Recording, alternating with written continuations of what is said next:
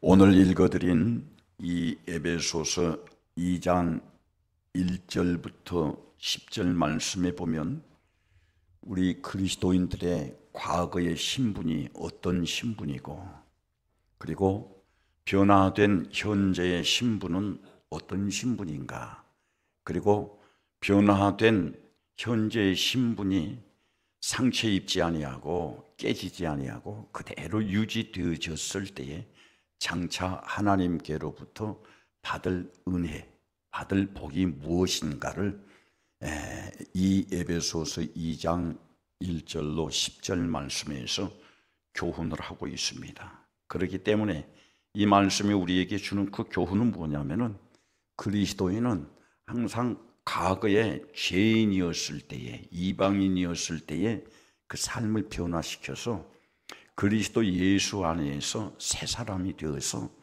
하나님께서 그리스도 예수 안에서 새 사람 된 당신의 백성에게 주실 그 장차 누릴 영광의 기업과 또 영광의 기업을 차지하는 성도가 이 땅 위에 살면서 하나님의 도우심을 받고 늘 승리하라는 말씀이 바로 이 에베소서 2장 1절로 10절 말씀입니다. 그렇기 때문에 우리 모든 성도들은 이 말씀을 들으면서 자기 자신에게 늘 다짐해야 되고 또 깨달아야 되고 약속해야 할 것이 무엇이냐면은, 나는 과거로 돌아가지 않으리라. 할렐루야. 따라하십시다. 나는 과거로 돌아가지 아니하리라. 성경에 보면은 하나님의 은혜를 받고 사랑을 받았던 자들이라도 과거의 옛사람으로 돌아가서 멸망당하고 고난당하고 고통당하고 심지어는 죽음에 이르는 사람들이 많이 기록이 되어 있습니다. 그 대표적인 사람으로서 하나님 앞에 인정을 받았지만은 사사로운 육신의 욕심과 교만 때문에 과거로 돌아간 사울 왕이 하나님의 은혜를 누리지 못하고 블레셋과의 전쟁에서 그의 가문이 멸절당하는 것을 우리는 성경을 통해서 볼 수 있습니다. 또한 삼손도 하나님께서 주신 큰 힘과 능력이 있었지만은 그의 눈에 보이는 아리따운 여인 한 사람을 음욕을 품고 과거로 돌아가 버림으로 말미암아 그는 두 눈이 뽑힌 채로 이방 나라에 끌려가서 평생 이방에서 고통당하다가 그 생을 마친 것을 볼 수 있습니다. 사사로이 우리의 삶 속에서도 마찬가지입니다. 악한 마귀는 우리의 이 신앙생활 속에서 어떻게 하든지 타락을 시키고, 어떻게 하든지 죄를 짓게 하고, 어떻게 하든지 이 마귀 역사로 통해서 우리의 생각을 변화시켜서 과거 옛사람으로 돌아가게 해서 하나님의 은혜를 누리지 못하고 하나님의 복을 누리지 못하게 하고 지옥 가게 하는 게 이 마귀 역사이니, 오늘 이 말씀을 듣는 우리 모든 성도들은 항상 이 말씀의 경각심을 가지고 내가 옛사람의 모습으로 돌아가지 아니하리라. 나는 날마다 그리스도 예수 안에서 주님이 기뻐하시는 새 사람이 되리라 하는 그런 각오를 가지고 신앙생활을 하는 우리 모든 성도들이 되기를 바랍니다. 잠언서 4장 18절 말씀에 보면은 하나님께서 원하시는 그리스도인, 주님께서 우리에게 간절히 원하시는 그리스도인은 어떤 모습이냐? 의인의 모습입니다. 할렐루야. 생각이 거룩해져야 되고 삶이 거룩해져야 되고, 거룩하다 하는 말은 하나님의 말씀에 순종하는 삶이요, 하나님을 기쁘게 하는 삶이요, 하나님의 뜻을 이루는 자가 거룩한 것입니다. 거룩이라고 하는 것은 도덕적으로 완벽해서 거룩한 게 아니에요.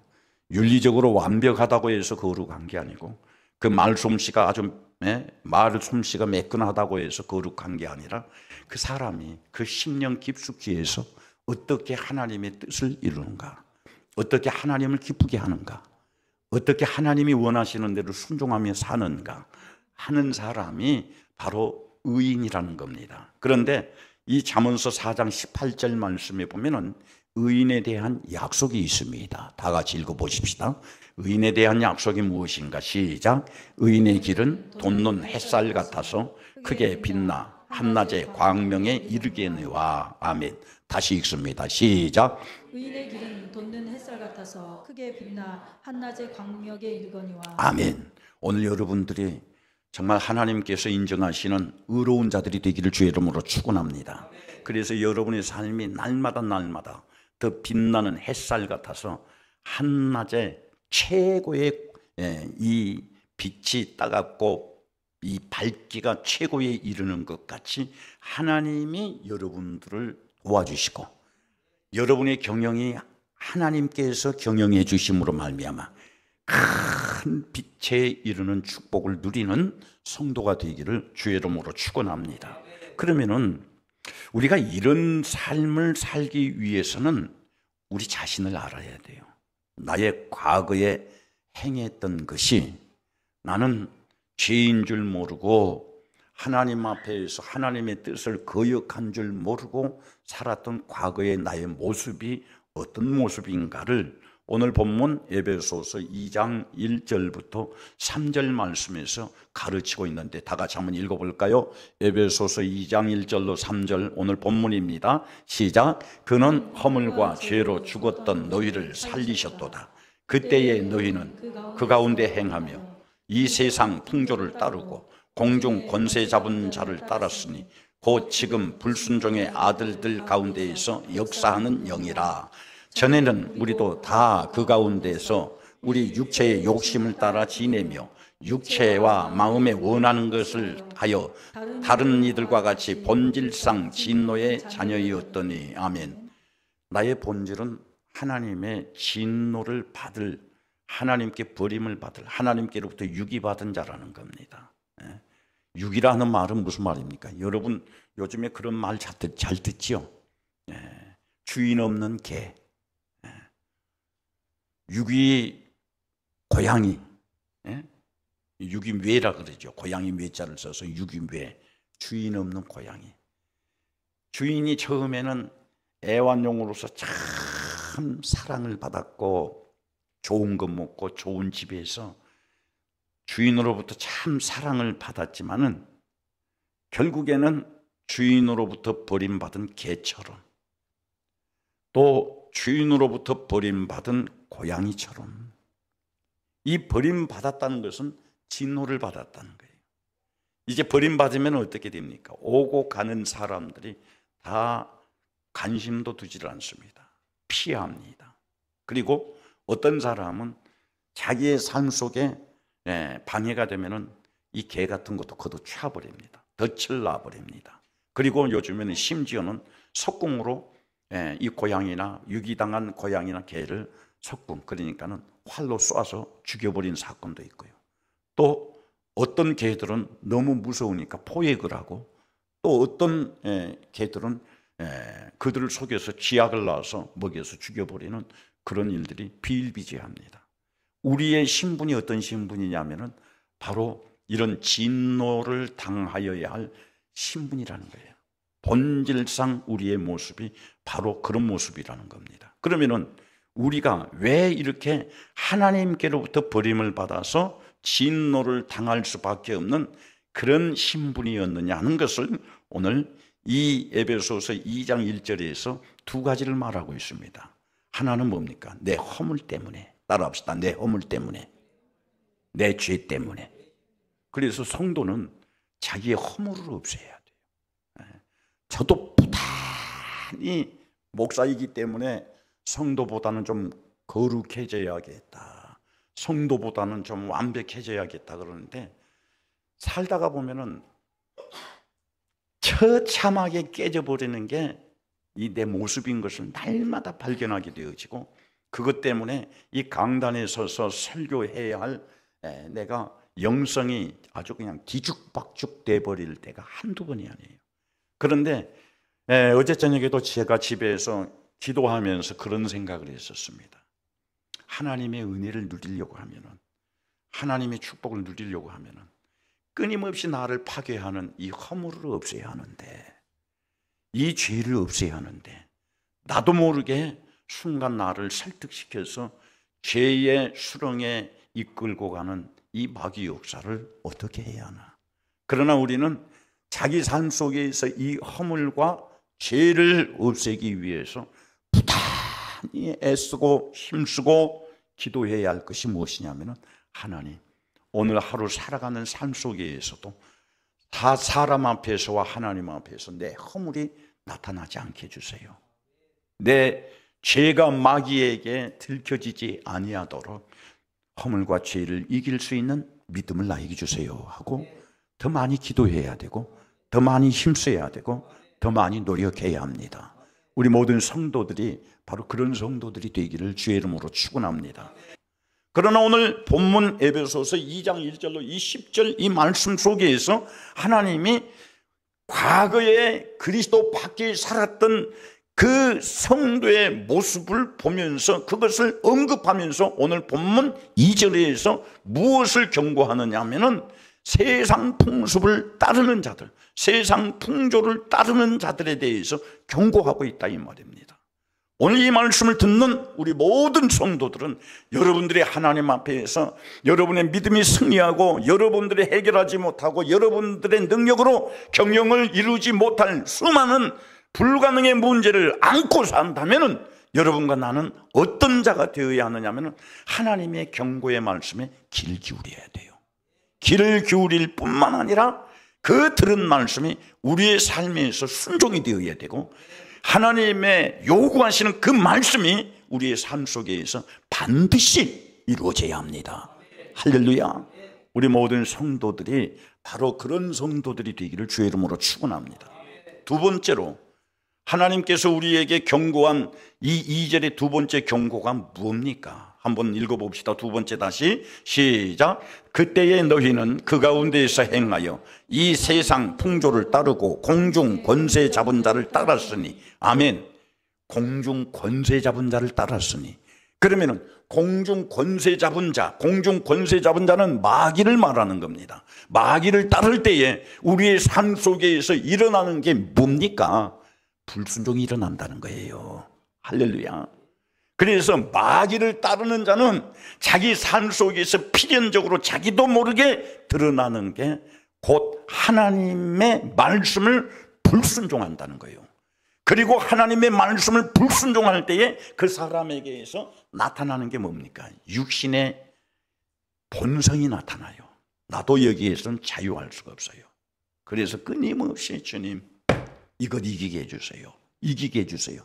그러나 그 순간 나도 모르게 이 마귀의 역사에 내가 순응하고 있는 내 모습을 자주 발견하게 됩니다. 그래서 우리는 죽을 때까지 이것을 기도해야 돼요. 공중 권세 잡은 자를 따르지 않도록 나에게 성령의 지혜를 주세요. 성령의 능력을 주세요. 나에게 믿음을 주세요. 할렐루야.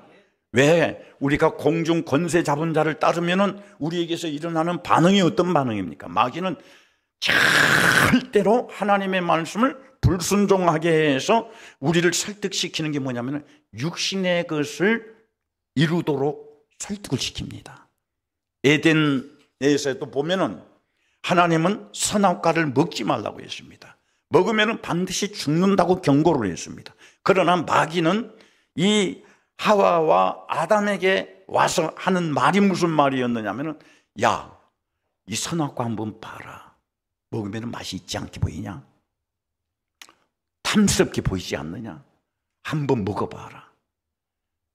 이 마귀는요, 지금 아담과 하와에게 선악과를 하나님이 경고하신 대로 일러주는 것이 아니라 육신의 이 만족을 지금 자극을 시킵니다. 굉장히 맛있지 않느냐? 저도 자주 넘어지는 게 바로 이거예요. 내 자아, 내 자존심. 그래서 내가 좀 더 겸손해지면은 왜 내가 내 자아를 챙길 필요가 있습니까? 밟히고 또 밟혀도 그거 반응을 일으키지 않아야 되는데 왜 이럽니까? 그러면서 내 자신에게 늘 한탄을 하면서 내 자신에게 실망한 적이 한두 번이 아니에요. 여러분들 하나님의 말씀을 불순종하게 되면은요, 반드시 이 하나님의 말씀을 불순종한 대가는 육신의 것을 만족시키려고 합니다. 삼손이 육신의 것을 만족시키려고 마귀를 따랐다가 망하게 되었고요. 사울 왕이 육신의 것을 만족시키려다가 망하게 되었고요. 아나니아와 삽비라가 육신의 것을 만족시키려다가 하나님 앞에서 죽임을 당했고요. 가룟 유다가 육신의 욕심을 채우려다가 하나님 앞에서 죽임을 당했던 거예요. 마귀는 우리를 멸망시키기 위해서 반드시 육신의 것으로 우리를 설득시킵니다. 그러나 하나님의 기업을 차지하는 자는, 하나님의 기업을 약속받은 자는 이 육신의 것을 보지 아니하고 하나님의 말씀을 순종하게 되는 거예요. 할렐루야.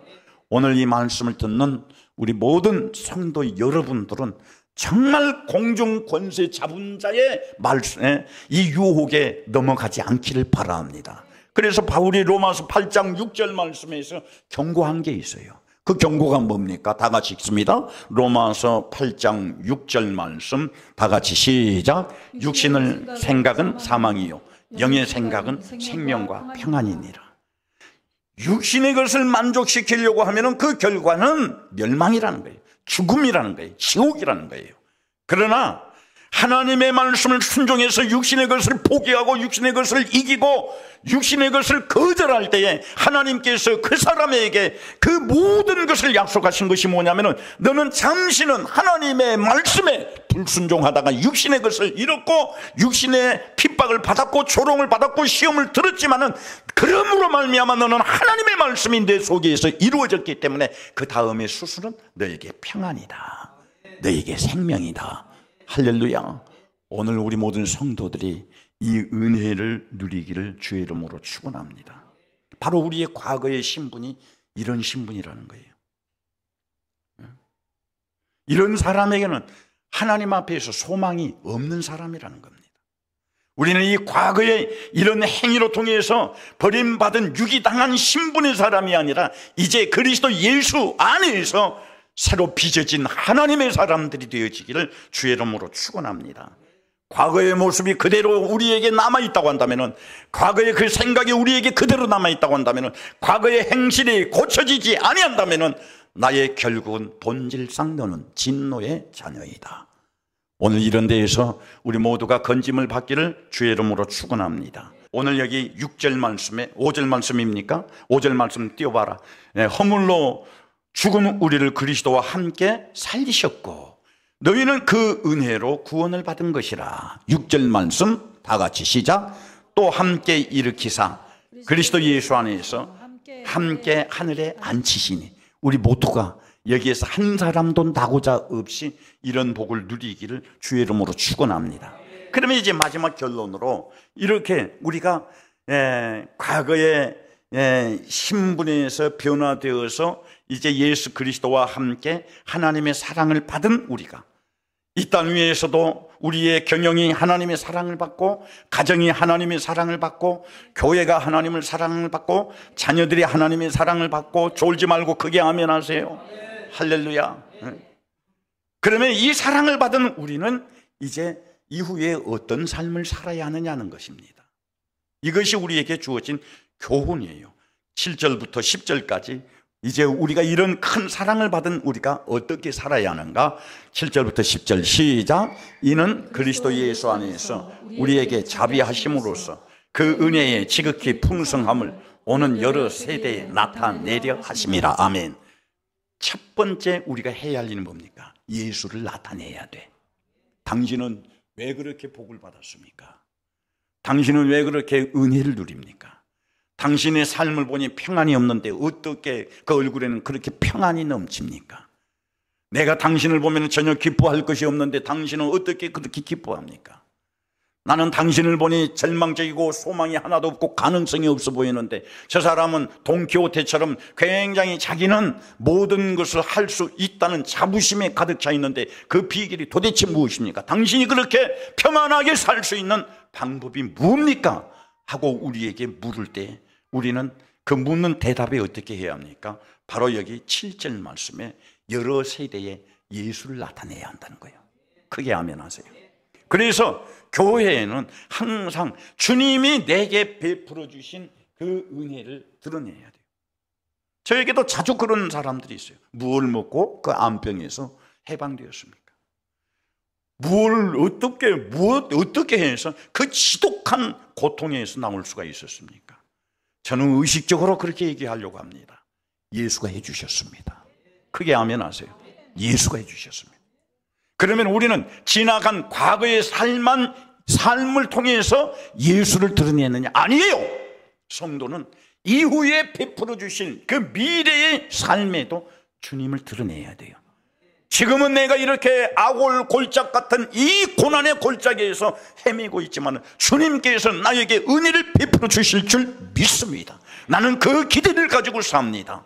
다윗이 그런 삶을 그렇게 간증을 하잖아요. 시편 23편에서 내가 사망의 음침한 골짜기로 지날지라도 해를 두려워하지 않을 것은, 내가 지금 골짜기 죽을 것 같은 이 사망의 음침한 골짜기로 지날지라도 해를 두려워하지 않을 것은 주께서 나와 함께 해주시기 때문입니다. 할렐루야. 나는 여러분들이 그리스도 예수 안에서 새 사람이 됨으로 말미암아 여러분의 모든 남은 삶이, 여러분의 영혼이 주님께서 함께 해주심으로 말미암아 세상에 어떤 마귀 역사, 어떤 방해꾼 앞에서도 해를 받지 아니하는 여러분의 장래들이 되기를 주의 이름으로 축원합니다. 성도가 그런 삶을 누리기 위해서는 어떤 삶을 살아야 하느냐? 이 7절 말씀에서 그 예수를 드러내는 삶을 살아가는 거예요. 여러 세대에 나타내려 하심이라. 오늘 여러분의 자랑거리가 여러분의 돈이 되어서는 안 돼요. 여러분의 명예가 되어서는 안 돼요. 여러분의 경영이 되어서도 안 돼요. 여러분의 자랑거리는 정말 하나님의 은혜가 시냇물이 마르지 아니하고 끊임없이 여러분의 삶에서 흘러넘치기 위해서는 바로 나를 이렇게 세워주시고, 나의 모든 질병을 고쳐주시고, 나의 가난을 해결해 주시고, 나의 경영을 성공시켜 주시고, 그리고 장차 나를 인도해 주시고 보호해 주시고 지켜주실 그 하나님을 여러 세대에 드러내야 되는 거예요. 어디에서 드러냅니까? 가장 먼저는 내 가정 안에서 드러내야 돼요. 자녀들에게서 그러기 때문에 이것을 늘 가르쳐야 합니다. 교회에서도 이것이 드러나야 되는 거예요. 교회 안에는 모든 성도가 여러분들과 똑같이 평안하고 여러분들과 똑같이 잘되고 안심하고 사는 성도만 있는 게 아닙니다. 지금 질식할 것 같은 환경에 처해 있는 성도도 있습니다. 주님이 도와주시지 않으면 어떤 것도 해결할 수 없는 절망적인 성도들도 있습니다. 그런 성도들을 발견할 때에 주님께서 지금은 당신이 이 사망의 음침한 골짜기에 헤매고 있지만 주께서 당신을 선한 길로 인도해 주실 줄 믿습니다. 잘된 여러분들이, 평안한 여러분들이 그 예수를 드러내야 한다는 거예요. 오늘 우리 화장제일교회 모든 성도들이 여러분들이 하나님의 은혜를 받고 하나님의 사랑을 받고 축복을 받았다면 여러 세대에 장소를 따지지 말고 어디에서든지 그런 것들을 드러내는, 여러 세대에 예수 그리스도의 복음을 드러내는 삶을 사는 우리 모두가 되기를 주의 이름으로 축원합니다. 그래서 교회가 선교도 해야 되는 거예요. 오늘 여기 선교사님 네 분이 와 계십니다마는 이들의 이 삶의 현장은 처절하기 그지없습니다. 요즘 한국 사람들이 외국에 나가면 자부심을 가지고 있습니다. 과거에는 외국에 나가면 이건 뭐 미국 가서 사탕을 사가지고 미제라고 그러고 주기도 하고, 독일제에 가서 몽키 하나 사가지고서 굉장히 독일 연장 좋다고 몽키 사가지고 독일제라고 그러고, 옛말에 우리가 어떤 말이 있었습니까? 일제는 똥도 좋아한다 그러더라고. 나 그런 소리 들었어요, 과거에. 요즘 우리나라 사람들이 일본 제품 그렇게 탐냅니까? 우리 한국 사람들이 사는 삶을 저는 전 세계의 여러 나라를 돌아보았습니다. 그 세계 여러 나라를 돌아보면서 정말 감사하고 감사한 게, 한국 사람들이 누리는 이 문명의 수준은 상위 1% 안에 속한다고 나는 그렇게 자부심을 가져요. 그러나 예수 그리스도를 여러 세대에, 여러 민족에게, 여러 계층에게, 여러 지역에게 전하기 위해서 자기의 그런 호화로운 삶, 편안한 삶을 포기하고 나가 있는 사람들이 선교사들이에요. 그러면 그 선교사들이 마음 놓고 선교할 수 있도록 우리가 기도해야 할 것이고 도와줘야 할 것이 국내에 있는 성도 여러분들의 사명이에요. 그래서 선교하지 않는 사람은 하나님 기뻐하시질 않는 거예요. 선교하지 않는 사람은 하나님이 그 사람을 책임져 주질 않아요. 그래서 우리 교회가 모토로 정해야 할 것이 구제와 선교해야 하는 겁니다.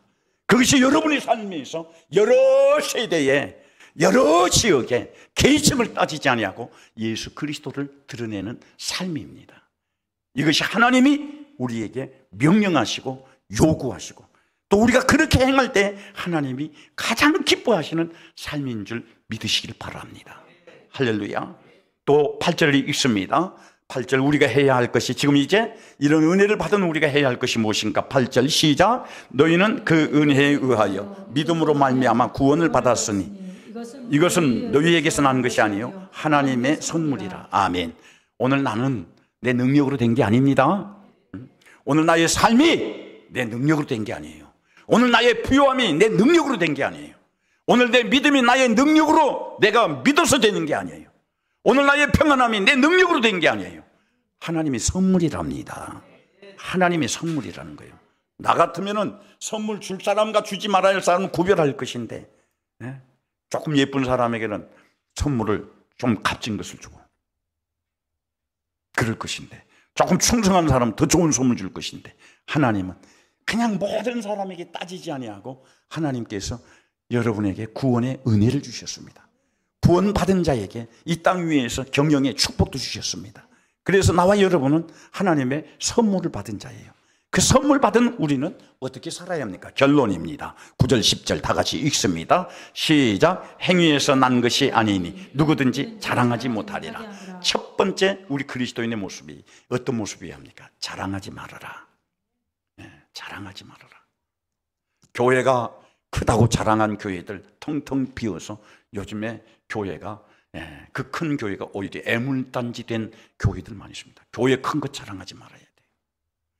하나님의 축복을 받아서 나는 이 정도 사업이 잘 되고 이 정도 재물이 많다, 그런 사람들요 요즘에 쓰레기 줍고 다니는 사람, 박스 줍고 다니는 사람 많아요. 나는 박스 줍는 사람이 그것이 추하다고 생각하지는 않지만 과거에 그 화려했던 것, 왜 지금은 그렇게 될까요?